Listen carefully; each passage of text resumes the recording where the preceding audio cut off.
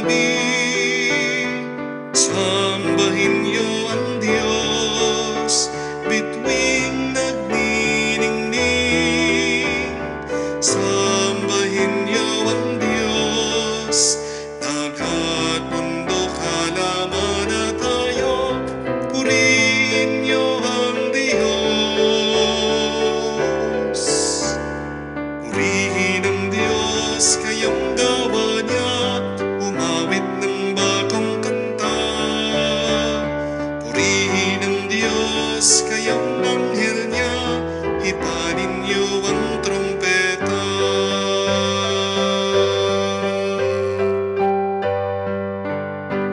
Sa ngalan ng Ama, ng Anak at ng Espiritu Santo, Amen. sumainyo ang Panginoon. At sumayo rin. Mga kapatid, hindi naman araw-araw madali at magaan ang ating buhay. Bakit bumibigat at humihirap ang ating karanasan? Hindi dahil mabigat ang ating dala, kung hindi dahil may bigat sa ating kalooban. Pero kung ang Espiritu ng Diyos ang ating dala, kung tayo ay may malalim na pananampalataya, magiging madali, magiging magaan, at tayo magpapatuloy sa ating buhay na payapa. Aminin natin ang mga pagkakataon na kung saan mas pinili pa nating magdala ng sakit ng loob, ang magdala ng takot, ang magdala ng pagdududa. Sa mga pagkakataon ng ating kahinaan, hilingin natin muli ang awat pagpapatawad ng Diyos para makita tayong karapat-dapat makatanggap sa mga banal na misteryo. Inaamin ko Sa makapangyarihang Diyos at sa inyo mga kapatid, na lubha akong nagkasala sa isip, sa salita, sa gawa at sa aking pagkukulang, kaya'y sinasamo ko sa mahal na Birheng Maria, sa lahat ng mga anghel at mga banal, at sa inyo mga kapatid, na ako'y panalangin sa Panginoong ating Diyos. awan tayo na makapangyarihang Diyos. Patawarin tayo sa ating mga kasalanan, patnubayan tayo sa buhay na walang hanggan. Amen. Panginoon, kaawaan mo kami. Panginoon, kaawaan mo kami. Kristo, kaawaan mo kami. Kristo, kaawaan mo kami. Panginoon, kaawaan mo kami. Panginoon, kaawaan mo kami. Manalangin tayo. Ama namin makapangyarihan, ng iyong dumadalanging sambayanan ay matapat mo nawang lingapin at subaybayan upang makita namin ang dapat gampanan at para rito ay magkaroon kami ng kakayanan. Sa pamagitan ni Jesucristo kasama ng Espiritu Santo, magpa sa walang hanggan. Amen.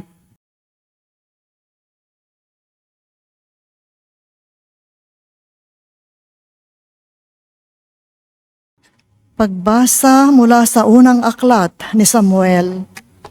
Noong mga araw na iyon, ang matatanda ng Israel ay nagsadya kay Samuel sa Rama at kanilang sinabi, "Matanda na kayo, ang mga anak naman ninyo'y ayaw sumunod sa inyong mga bakas. Ang mabuti, ipili ninyo kami ng isang haring mamamahala sa amin, tulad ng sa ibang bansa." Nalungkot si Samuel dahil sa kahilingan ng mga tao, kaya't dumalangin siya sa Panginoon. Sinabi naman sa kanya ng Panginoon, "Sundin mo lahat ang sinasabi nila, sapagkat hindi ikaw, kundi ako ang inaayawan nilang mamahala sa kanila." Lahat ng sinabi ng Panginoon kay Samuel ay sinabi nito sa mga Israelita. Ito ang sabi niya, "Ganito ang gagawin sa inyo ng magiging hari ninyo.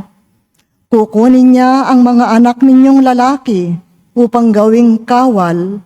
Ang iba'y sakay ng karwahing pandigma.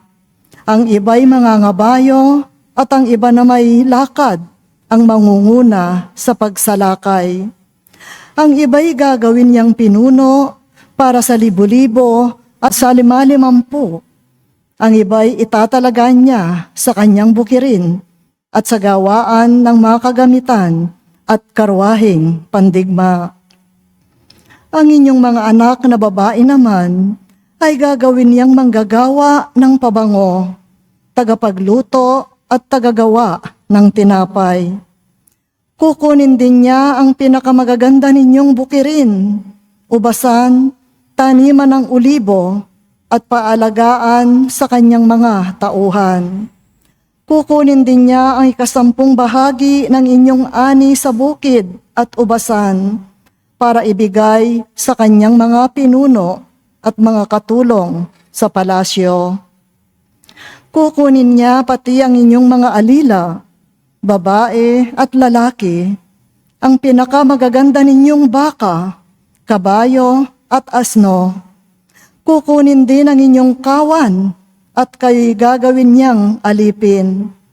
Pagdating ng araw na yaon, idadaing ninyo sa Panginoon ang inyong hari na kayo na rin ang pumili.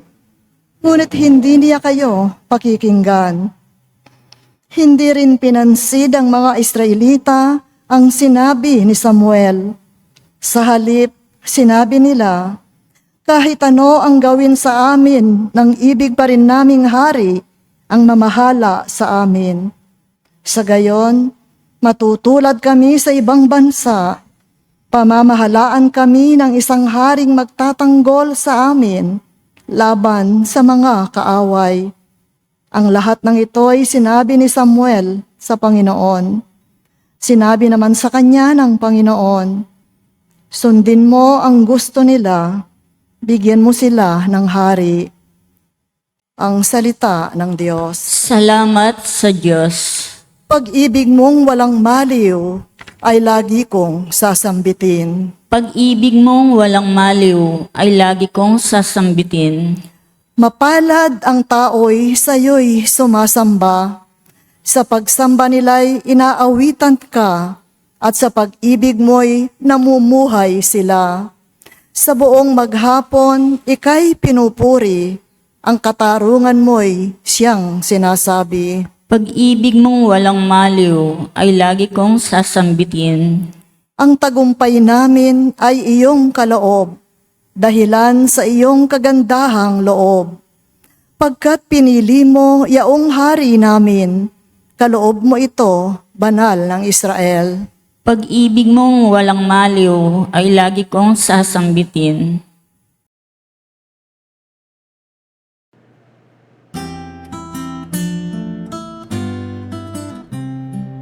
Alleluia, alleluia, alleluia, alleluia, alleluia, alleluia, alleluia, alleluia, alleluia, alleluia, alleluia, alleluia.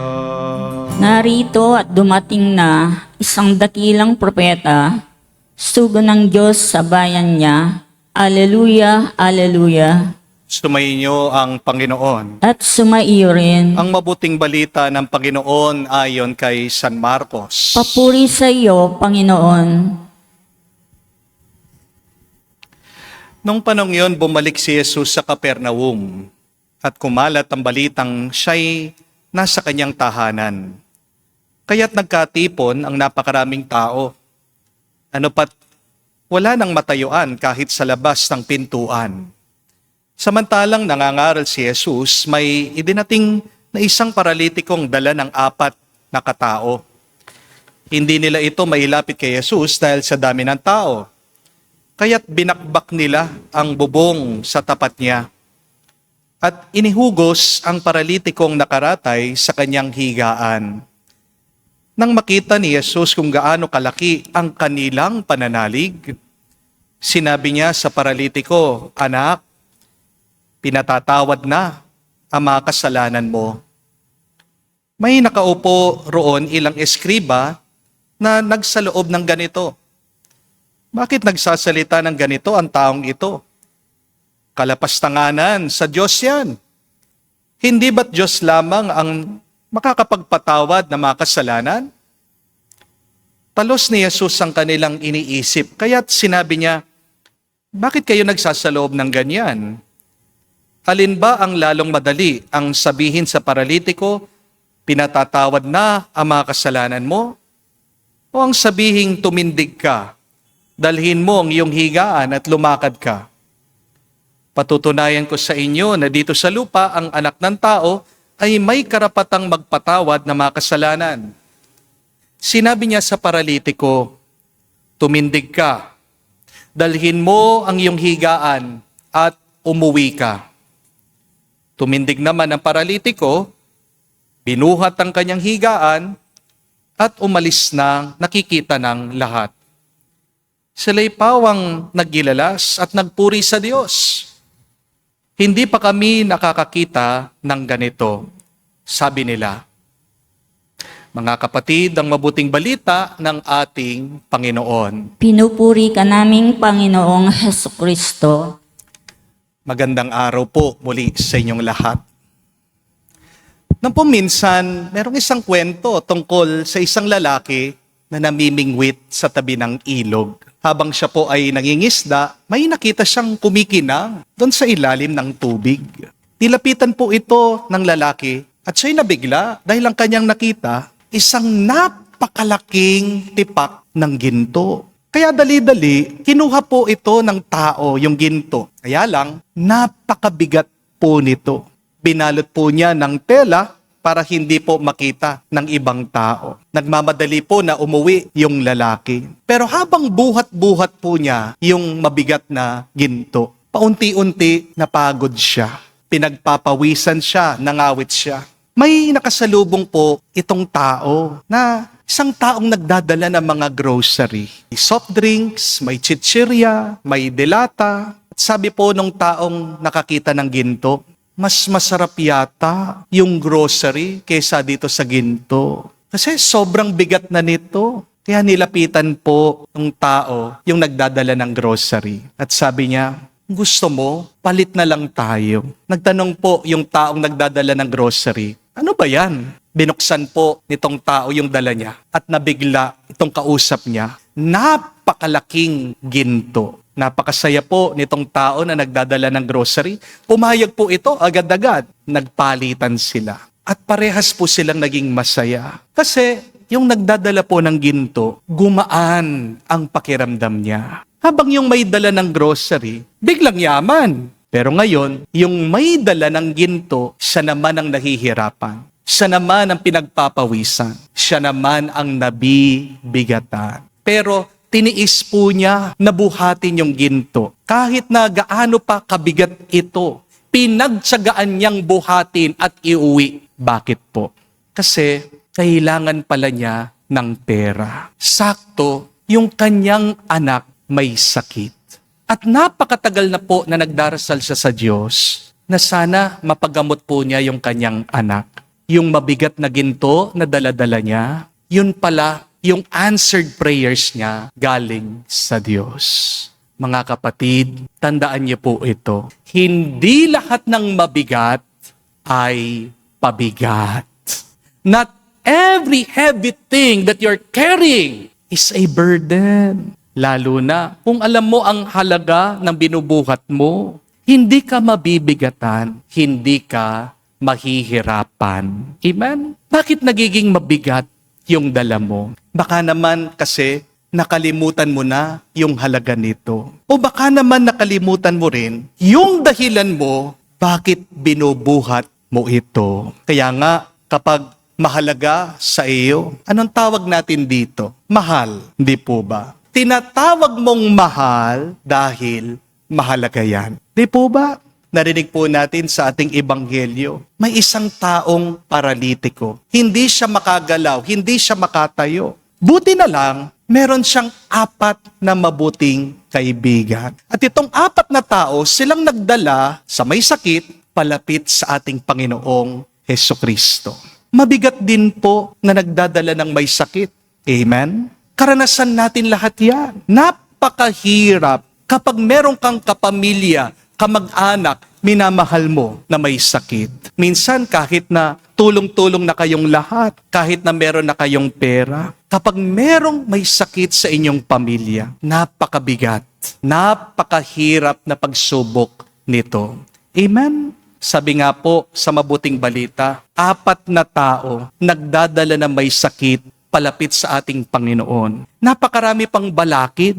Marami daw ang mga tao nagsisiksikan sa bahay ng ating Panginoon. Lahat gusto pong marinig, makalapit kay Jesus. Mabigat na yung buhat nila. Lalo pang bumigat dun sa sitwasyon. Pero hindi ito naging hadlang sa kanilang paglapit sa ating Panginoong Hesukristo. Ang tanong, bakit hindi sila nabigatan? Bakit hindi sila nahirapan sa pagbubuhat nila? Kasi hindi nila nakita na yung daladala nila ay problema. Para sa kanila, mahalaga pa rin yung may sakit. Mahal nila at gagawin nila ang lahat para gumaling ang minamahal nila. Kaya anong ginawa nila? Binutas daw nila yung kisame nung bahay ng ating Panginoong Hesukristo. Binaba nila yung tao para pagalingin siya ni Jesus. Ang tanong, bakit kaya naging magaan yung pagbubuhat nila dun sa taong may sakit? Kasi may pananampalataya sila. Bukod po sa mahal nila yung tao, napakalalim, napakalaki, napakatibay ng kanilang pananalig sa Diyos. Ito po yung nakita ng ating Panginoong Hesukristo. Ang sabi sa mabuting balita, when Jesus saw their faith, look at that. It was not only the faith of the sick person, but it is the faith of those 4 friends who were carrying the sick. Ang nakita ng ating Panginoon, hindi lang ang pananampalataya ng may sakit. Ang nakita ng ating Panginoon, yung pananampalataya ng mga nagbubuhat sa Kanya. At dahil po, sa sama-sama nilang pananampalataya at pananalig, doon gumaling ang taong may sakit. It was not only the faith of the sick person that healed him, but ultimately, it was the faith of his friends that helped him. Kaya kung gusto nyong agad lumakas, kapatid, kailangan magtulong-tulong kayo sa inyong pananampalataya. Yes, faith strengthens us. But having one faith, united faith, makes us unstoppable. Kung gusto mo din maging magaan ang dala mo, kailangan mo ng pananampalataya. And what is faith? Faith is seeing something as valuable and important. Faith is knowing there is purpose in your pain. Tandaan, kapatid, hindi ka naman bibigyan ng problema ng Panginoon na walang dahilan. God has a reason for everything, even your sickness, even your problems, even your challenges in life. This is why we are called today, have a deep faith, have great faith, and have true faith. Dahil kapag may pananampalataya ka, makakayanan mong buhatin anuman ang mabigat sa iyong buhay. Amen? Maganda pong pagmunihan ito ngayon. Magandang itanong sa ating sarili. Ano ba ang mabigat mong dala sa iyong buhay? What is that heavy burden, heavy problem that you're carrying now? Una, alam ko po marami sa inyo nagbubuhat ng mabigat na pinansyal na problema. Di ba? Kapag iniisip mo na yung mga utang mo, ang bigat-bigat sa ulo, hindi ka makatulog, hindi ka makakain, hindi ka masaya, nadidepress ka. Palagi ka na lang nakikipag-away dyan sa iyong asawa. Isa pa pong mabigat ay kapag niloko ka ng asawa mo. Di po ba? Sakit. Dinudurog ang puso mo. Mabigat sa dibdib. Kapag nangaliwa ang minamahal mo, minsan gusto mo magpakamatay, gusto mo magbigti. Sayang lang yung mahabang panahon, nagsakripisyo ka para sa kanya, pagkatapos pagpapalit ka lang niya. Sobrang bigat din po kapag namatayan ka ng minamahal mo, yung hindi mo inaasahan. Isa siguro sa mga pinakamasakit na karanasan ay yung makatanggap ka ng tawag at sasabihin sa'yo, wala na, yung minamahal mo. Kaya naman, yung naaksidente, yung anak mo. Di po ba? At wala nang ibang bibigat pa ay yung malaman mo din na may sakit ang iyong kapamilya, ang iyong minamahal. Lalong-lalo na kapag nalaman mo sa doktor, yung anak mo ay may sakit o may kapansanan. Hindi mo alam kung anong iyong gagawin. Hindi mo alam kung saan ka pupunta para magkaroon ng lunas ang iyong anak. Napakabigat na malaman na wala ng chance na mabuhay ang iyong anak. Mga kapatid, lahat po tayo ay may daladalang bigat sa ating buhay. Di po ba? Kaya nga po, dapat palagi tayong maging mabuti at mabait sa iba. Be kind to others because you don't know how heavy the burden that other people are carrying in their life. Pero paano natin mapapagaan ang ating pagbubuhat? Magtiwala ka, magtiis ka, at magpatuloy ka lang. May paborito po akong quotation galing po sa isang Makata, Roman poet. Ang pangalan po niya ay si Ovid. Sabi niya, pakinggan niyo po, be patient and tough because someday this pain will be useful to you. Ang ganda po, no? Magtiyaga ka, magpasensya ka. Dahil anuman ang bigat na iyong dinadala, anuman ang iyong pagdurusa, ay magiging kapaki-pakinabang sa iyo, makakatulong sa iyo pagdating ng panahon. Kahit naman po si Jesus, hindi nagkulang sa paalaala sa atin. Ang sabi niya, ang ating pagdurusa ay may kalakip na ligaya. Pagkatapos ng hirap, meron pa rin namang ginhawa. At napakaganda din po ng turo ni San Pablo sa atin. Saint Paul teaches us that suffering gives endurance. Endurance gives character. And character gives you hope. Kaya mabigat man ang dala mo, huwag mong iisipin. Walang kwenta yan. Walang halaga yan. Kapag ikaw ay nabibigatan, huwag mong paniniwalaan na agad pinaparusahan ka ng Diyos. Nagiging mas mabigat ang iyong dala dahil sa iyong negatibong pag-iisip. Amen? Trust. Have faith. The heavy problem that you're carrying, believe that is important, valuable, and will become your blessing someday. Magpatuloy ka lang, nagbubuhat sa iyong problema. Patuloy ka lang. Kung hindi mo na kaya, pabuhat mo sa Diyos. At magtiwala ka, nakikita ng Diyos ang iyong pagtitiis. Nakikita ng Diyos ang iyong pananampalataya. Nakikita ng Diyos ang iyong pagmamahal. Pagdating ng panahon, pagpapalain Kanya. Kaya, isang pa, lumapit tayo sa Diyos na may pagpapakumbaba. Hilingin natin Kanyang pagpapalakas para maging tapat tayo sa pagbubuhat natin sa anumang problema natin na maging pagpapala natin at pagpapala ng ating mga minamahal. Amen. Tumayo po tayo. Puno ng tiwala, tulad ng mga kaibigan ng paralitiko, ilapit natin sa Panginoon ang mga pangangailangan at mga hinaing ng simbahan at ng buong mundo. Ating sabihin, Panginoon, dinggin mo kami. Panginoon, dinggin mo kami. Ang simbahay naway gabayan ng Espiritu Santo sa kanyang pagsasagawa ng misyon ni Kristo na ipahayag ang kapatawan ng mga kasalanan sa lahat ng mga naghahangad ng awa ng Diyos. Manalangin tayo sa Panginoon. Panginoon, dinggin mo kami. Ang kapayapaan sa puso ng mga lalaki at babae, naway itaguyod nating lahat sa pamamagitan ng ating pagiging handang magpatawad at kalimutan ang mga nagawang pagkakamali. Manalangin tayo sa Panginoon. Panginoon, dinggin mo kami. Tayong lahat naway maging handang dalhin si Kristo, lalo na sa mga taong nawasak ang buhay ng mapait na karanasan. Manalangin tayo sa Panginoon. Panginoon, dinggin mo kami. Sa katahimikan po ng ating puso, sabihin natin sa Diyos ang ating mga personal na pangangailangan.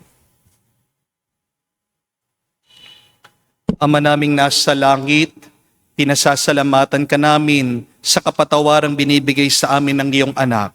Kami rin naway makapagpatawad sa mga nakagawa sa amin ng masama. Hinihiling namin ito sa pamagitan ni Kristo, aming Panginoon. Amen.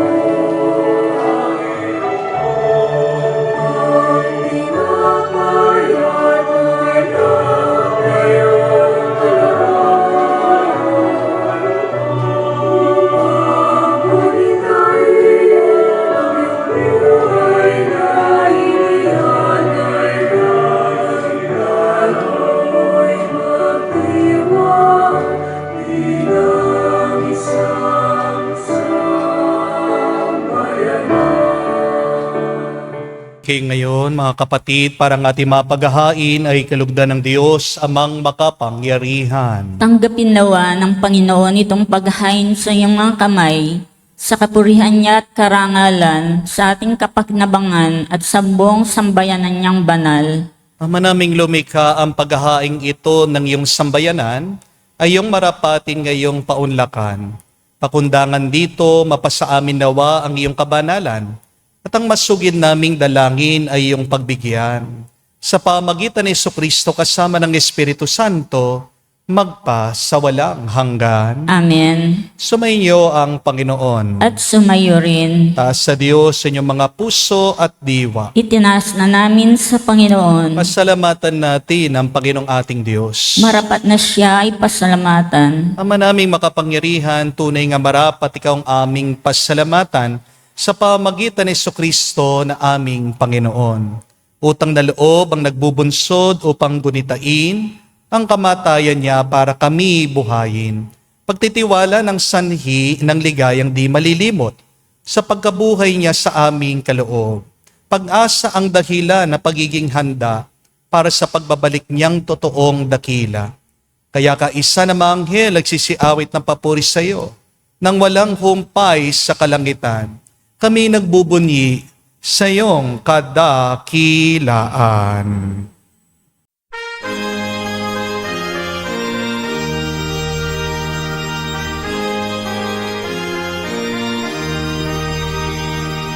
Santo, Santo, Santo, Panginoong Diyos ng mga hukbo.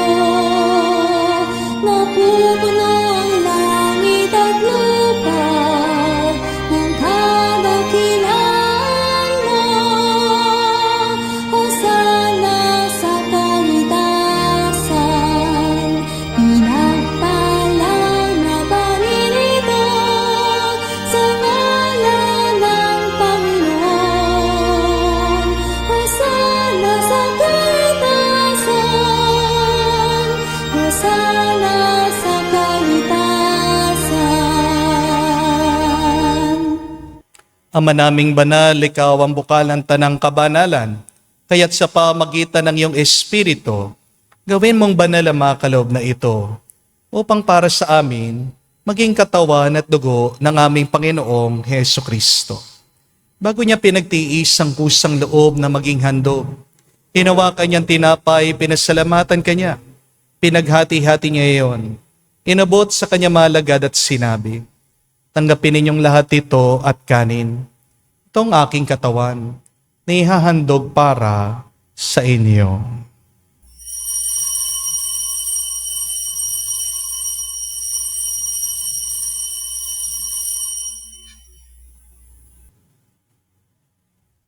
Gayon din naman nang matapos ang hapunan, hinawakan niyang kalis. Muli kanyang pinasalamatan. Nabot niyang kalis sa kanya malagad at sinabi, "Tanggapin ninyong lahat ito at inumin. Ito ang kalis ng aking dugo, ng bago at walang hanggang tipan, ang aking dugo na ibubuhos para sa inyo at para sa lahat, sa pagpapatawad na mga kasalanan. Gawin ninyo ito sa pag-alaala sa akin."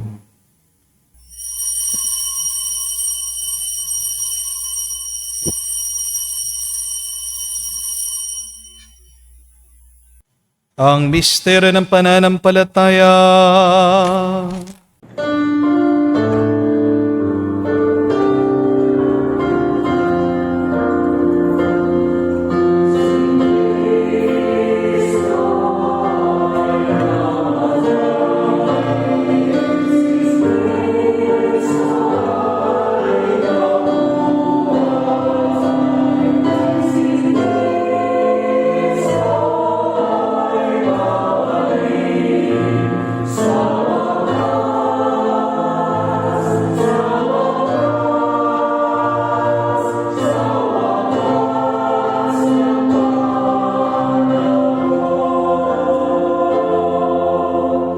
Ama, ginagawa namin ngayon ang pag-alaala sa pagkamatay, muling pagkabuhay ng iyong anak.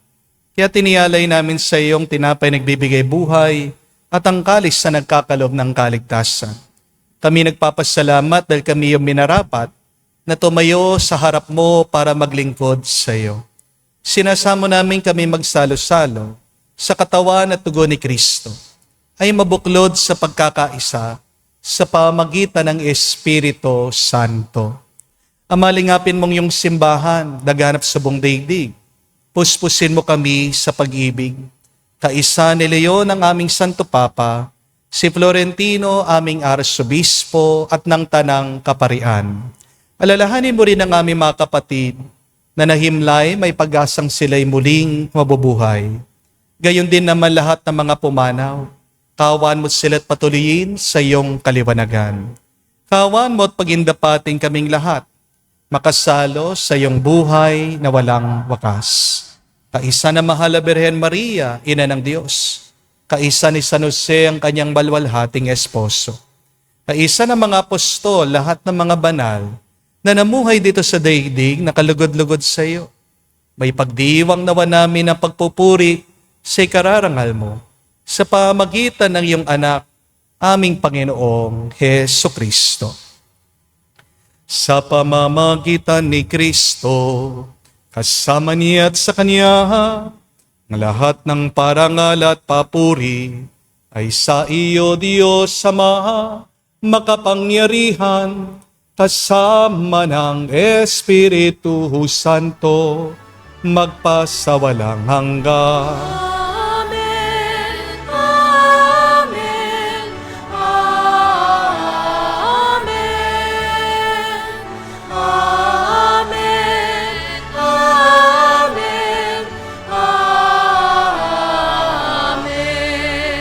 Sa nakagaling na utos sa turo ni Jesus sa Panginoon natin na Diyos, ipahayag natin ng lakas, loob.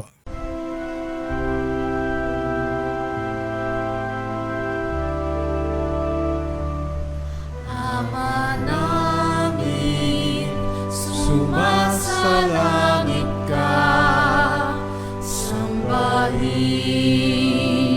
ang ngalan mo, mapasa amin ang kaharian mo, sundin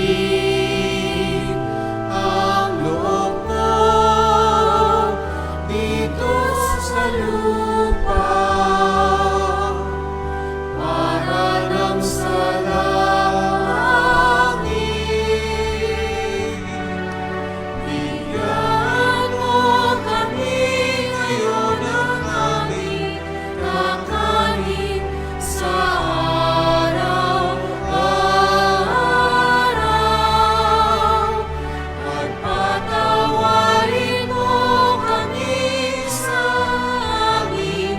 mga sala para ng pagpapatawad namin sa nagkakasala sa amin. At huwag mo kaming ipahintulot sa tukso at iadya mo kami sa lahat ng masama. Hinihiling namin kami, Diyos, sa lahat ng masama, pagkalooban ng kapayapaan araw-araw, ligtas sa kasalanan, ilayo sa lahat ng kapahamakan, samantalang aming pinanabikan ang dakilang araw ng pagpapahayag ng tagapagligtas naming si Jesucristo. Sapagkat iyo ang kaharian at ang kapangyarihan at ang kapurihan magpakailanman. Amen. Panginoong Jesucristo, sinabi mo sa mga apostol, kapayapaan ang iniiwan ko sa inyo, ang aking kapayapaan binibigay ko sa inyo. Tunghayan mo ang aming pananampalataya at huwag ang aming pagkakasala. Pagkalooban mo kami ng kapayapaan at pagkakaisa ayon sa iyong kalooban, kasama ng Espiritu Santo, magpa sa walang hanggan. Amen. Kapayapaan ng Panginoon ay laging sumainyo. At sumayo rin. Magbigayan po tayo ngayon ng kapayapaan sa bawat isa. Pisuin niyo po, kapayapaan po sa inyong lahat.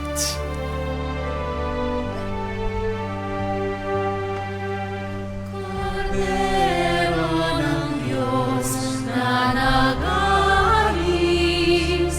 ng mga kasalanan ng sanlibutan, maawa ka sa amin. Maawa ka sa amin. Kordero ng Diyos na nag-aalis ng mga kasalanan ng sanlibutan, maawa ka sa amin. Maawa ka sa amin. Kordero ng Diyos na nag-aalis ng mga kasalanan ng sanlibutan, ipagkaloob mo sa amin ang kapayapaan. Mga kapatid, naririto ang ating Panginoong Jesucristo, ang Kordero ng Diyos. Siya nag-aalis sa mga kasalanan ng sanlibutan. Mapalad tayong lumalapit sa piging ng Kordero. Panginoon, hindi ako karapat-dapat na magpatuloy sa iyo, ngunit sa isang salita mo lamang ay gagaling na ako.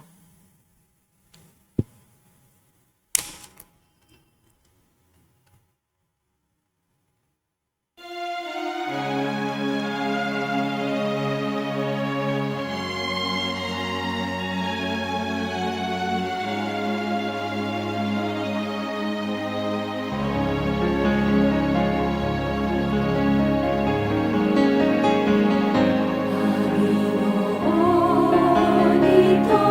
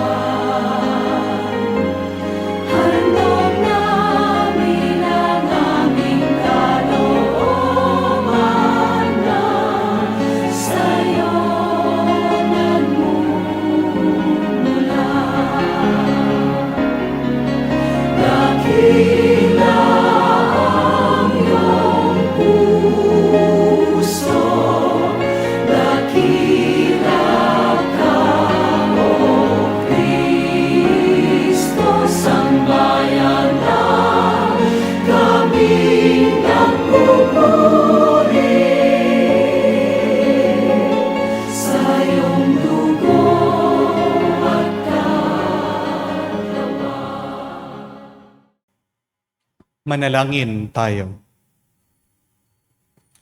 Ama naming mapagmahal, hinihiling namin kami pagbigyan, pakundangan sa iyong dulot na pakikinabang. Pagkaloob mong ikaw ay aming paglingkuran.